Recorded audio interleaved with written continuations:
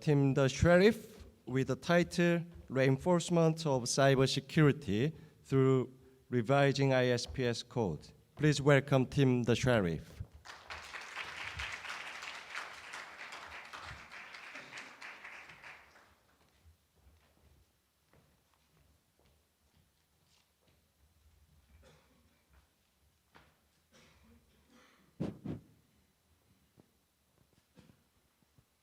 Good morning, ladies and gentlemen.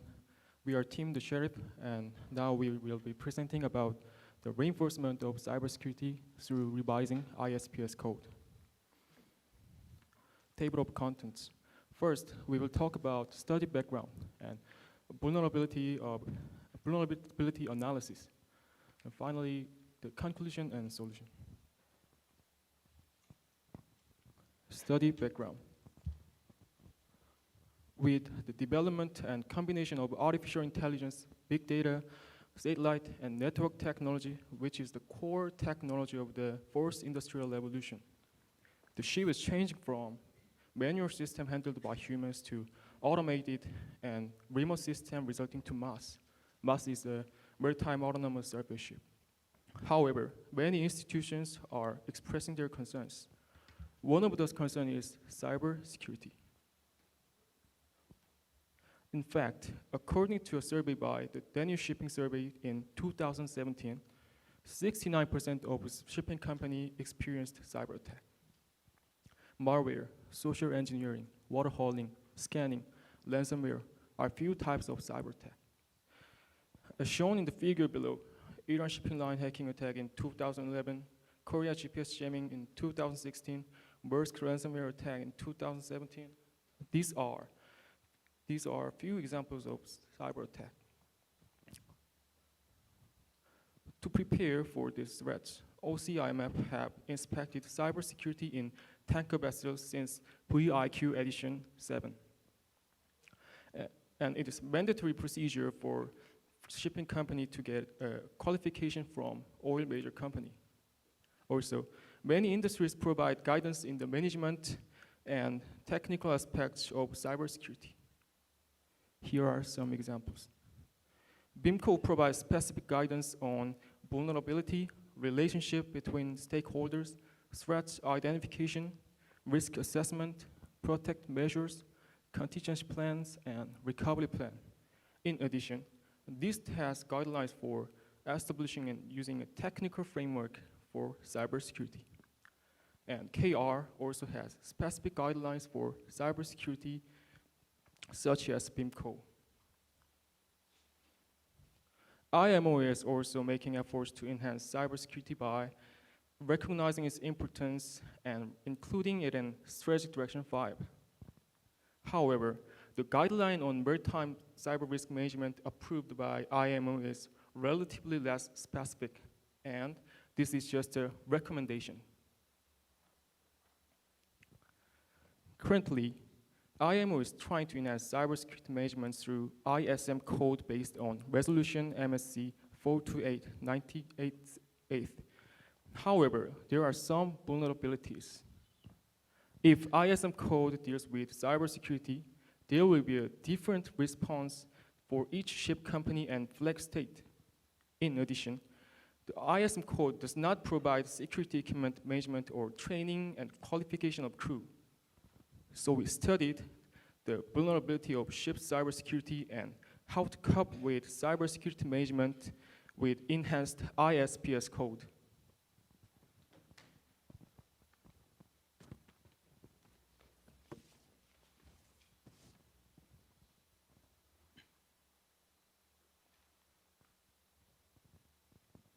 So, based on the study background, we had taken interest in cybersecurity, and we began researching on the current situation and analyzing the weaknesses in vessels. What we found is the image in front of you. Shipping companies recently have been building a network called SAN, which stands for Ship Area Network. The following image is an example of that. SAN is a representation of the network ecosystem within the ship. Through this image, you will be able to see the interconnected systems between the ship's equipment.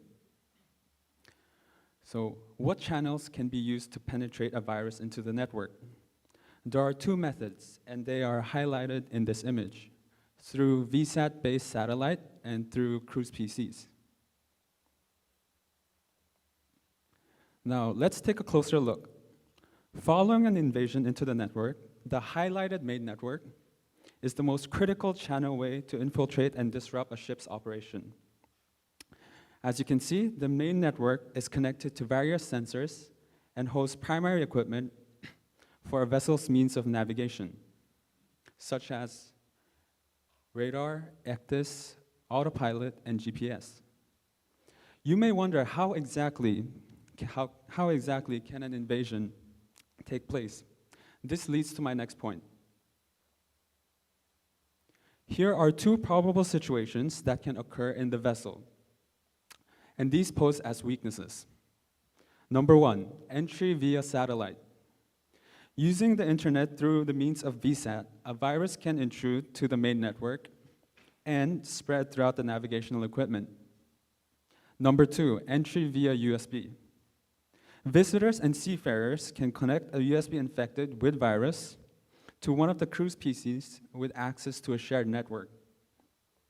This leads to other devices connected to the network prone to the virus.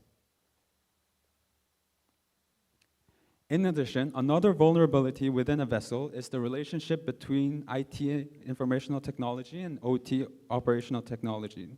To get a brief idea of the difference, some examples include computers, personal phones, and USB. On the other hand, in OT, some examples include pipes, rotors, and generators. In a network structure, IT and OT equipment are connected, meaning a virus information in IT can directly lead to OT equipment, causing a major disruption. This problem raised concern because a firewall system between these two technologies is still non-existent. Major shipping companies are managing cybersecurity, and they have classified ship equipment, as shown in this table.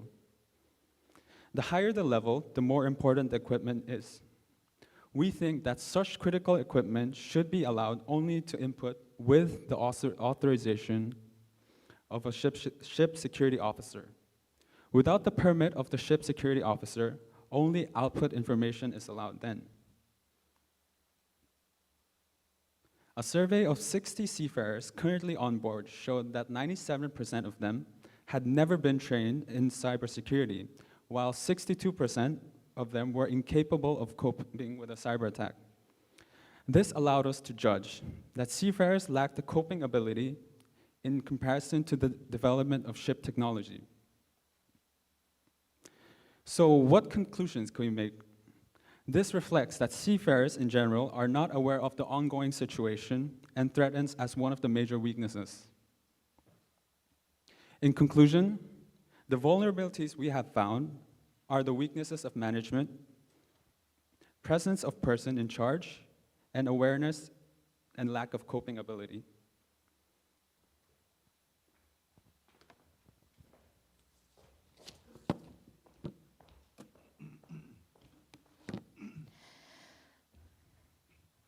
Followed by the last speaker, we could find out that network vulnerability in the ship exists, and the crew was unable to properly perceive and respond. Therefore, we are proposing to create an international mandatory requirement for cybersecurity by revising 5 parts of Isps code to be compulsory. Our first amendment update a clause on drills which are being carried out periodically on ships. Second, revision of ship security plan. Third, description of equipment that is to be additionally installed in accordance with the revision. Fourth, training and education of ship security officer. And finally, we would propose to make a new training for all crew members. I will discuss about our topic, starting with an introduction to ISPS. Safety of life at sea, as called as SOLAS, is an international mandatory convention for safety of ocean and ships. In Chapter 11-2 of SOLAS states about security regulations for ship and ocean. Ship and port facility. It is called International Code for Safety of Ships and Port Facility, for short, ISPS. ISPS consists of Part A and Part B. Part A is mandatory, while Part B is recommendation. First of all, we recommend that the drill for cybersecurity should be carried out on a vessel in order to cope with cyber attack. Looking at the first picture at Chapter 13 of ISPS Part A, it is required to perform a drill in accordance with Part B's guidance. The guidance shown in the second picture. The article states that drill shall be carried out on the basis of security threats written in paragraph 8.9. The third picture is paragraph 8.9, and we suggest adding cyber attack as a security threat to this section. As a result, all vessels subject to ISPS code will need to periodically conduct drills to counter cyber attack. Moving on, I'll be discussing about the revision of ship security plan. For an efficient security system, ISPS places security officers on ships, ports, and companies to conduct security activities according to the security plan. So, we suggest that IMO should add the terms ship network and ship network-based service to Part A 2.1.4 and definition of ship security plan in the first picture. For the second picture, in Chapter 9, which discusses the ship security plan in detail, we would propose to add Article 19, procedures for installing ship network security equipment and preventing or responding to unauthorized access on the onboard network. As a result, every vessel can prepare and be ready for the cyber attack through the security plan. The details of the security equipment, as said earlier, should be described in Part B of the clause. I suggest that the clause should contain contents of USB filter and firewall installer. These equipments could enable the initial suppression of a cyber attack. In addition, we recommend updating antivirus program on a regular basis and set up a security level through it. For the fourth amendment, we suggest to revise the training contents of ship security officer. If you take a look at the first picture, paragraph 13.2 of ISPS Part A says, ship security officer shall have knowledge and have received training taking into account the guidance given in Part B of this code. Therefore, we're suggesting adding a terms, methodology of ship's cybersecurity assessment and method of ship cybersecurity surveys and inspection to Part B of the code to ensure that the ship security officers is informed and educated about these terms. Accordingly, with the revision of ISPS code, the STCW model course should be updated together.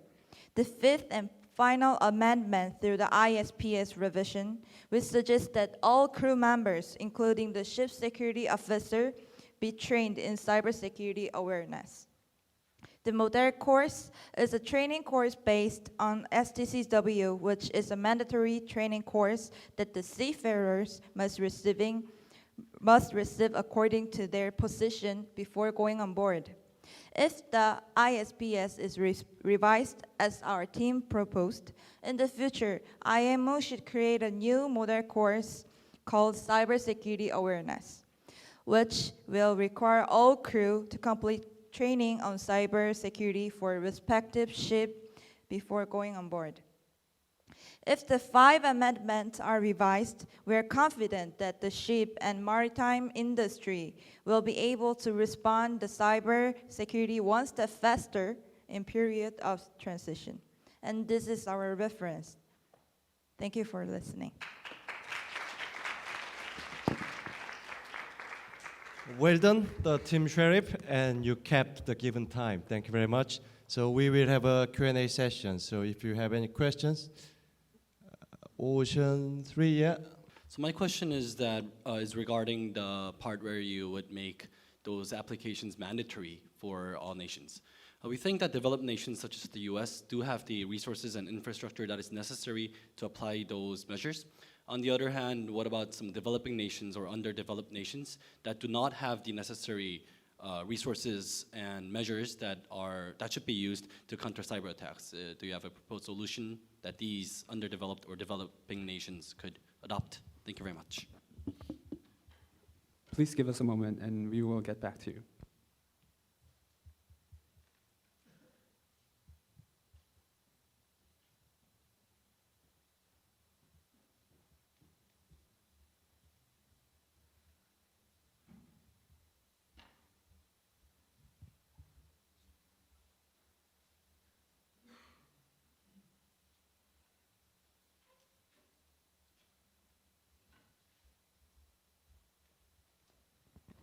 So thank you for your question, Ocean 3.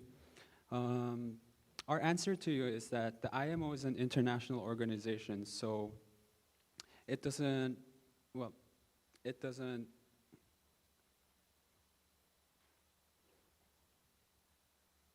not a matter between developing countries and leading countries and how the resources are applied to those countries.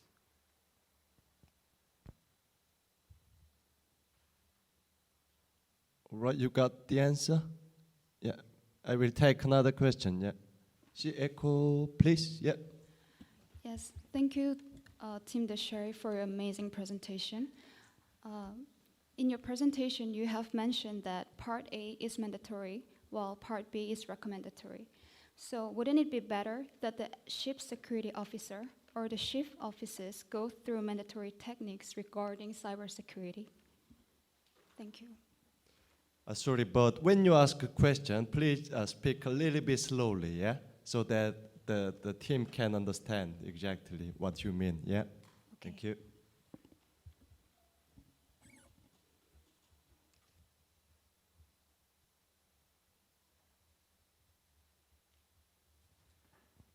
So for the Part A of ISPS and Part B of ISPS code, since Part B is recommendatory, it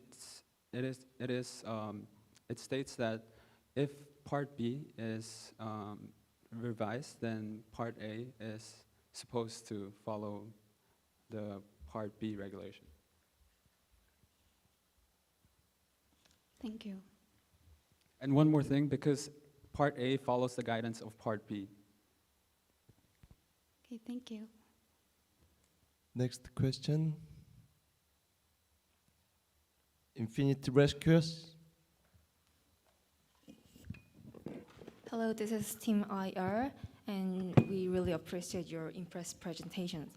But one thing we are wondering is that you mentioned that there is 60 surveyors of responses that they are saying that they haven't received training for cybersecurity, and we pointed out these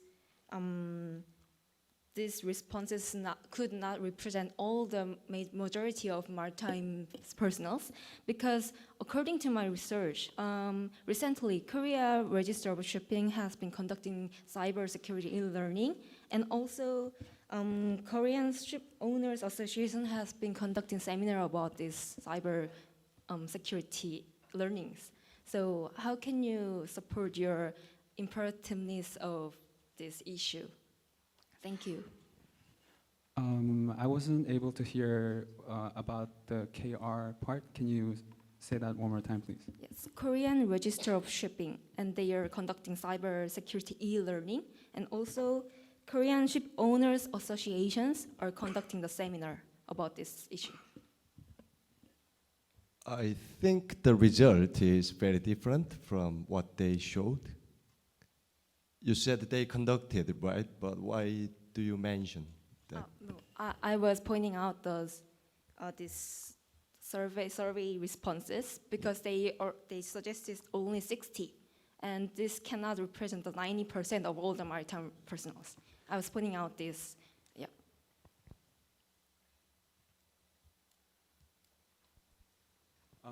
So, of course, it doesn't represent a majority of the seafarers. So we try to include all countries of seafarers of various nationalities. But I think this shows that even regardless of the majority of seafarers surveys, it still shows that there's a imminent problem with the awareness of cyber attacks, considering how it was almost over 70 or 80%. Thank you. Thank you. Mary C, right? Yeah, Mary C, please. Thank you for your presentation. We sincerely agree that the importance of Sorry, can you speak louder, please? I can't hear. okay. We sincerely agree about that the importance of cybersecurity should be improved. And according to MSC 101, IMO agreed to address the cyber issue in the objectives of ISM code, not the ISPS, to avoid the additional administrative burdens and to improve the responsiveness of rapidly emerging the cyber threat. So, how can deal with these issues in your proposals? So we are aware by 2021 of January 1st, the ISM code requires all vessels to have a document of compliance on board. But the ISM code is intended to establish a SMS safety management system for each workplaces. So that means each institutions have their own versions of this code. However, it doesn't have an international effect. So that is why we proposed the ISPS code, which does have an international legislation, while the ISM code does not have. And one more thing, the ISM code doesn't take into account the training, education, or equipment. On the other hand, the ISPS code does. That is why we intended to propose with the ISPS code. Good answer, yeah? So I will take maybe one more question. Crow, yeah?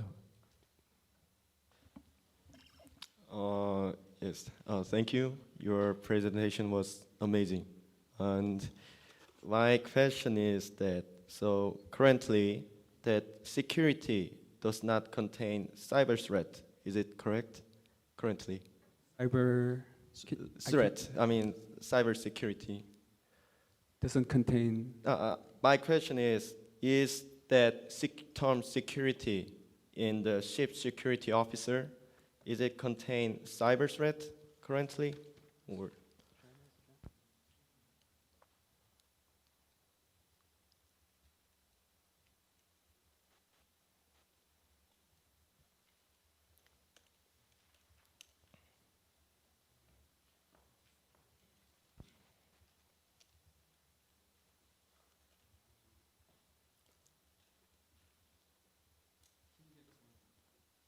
Please give us one moment.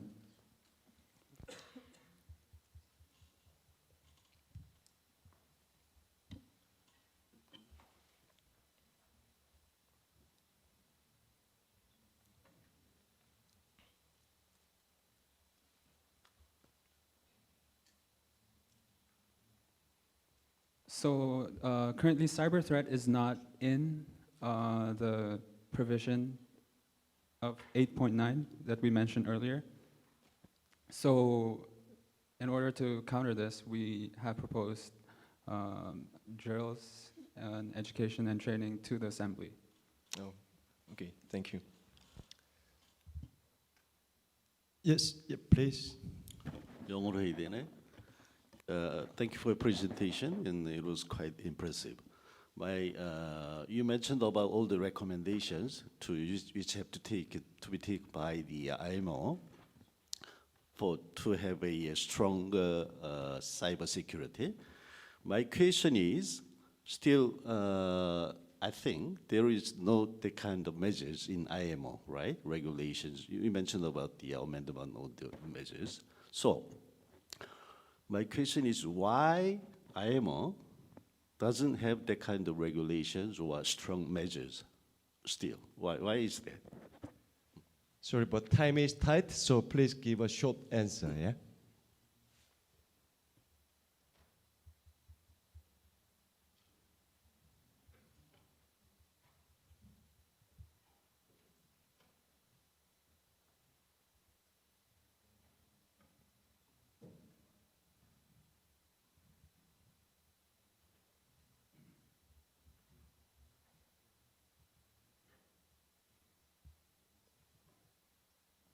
So from our knowledge, I think in the IMO assembly, it takes a lot of time for a regulation to be proposed, revised, and finally taken into full effect. And I think that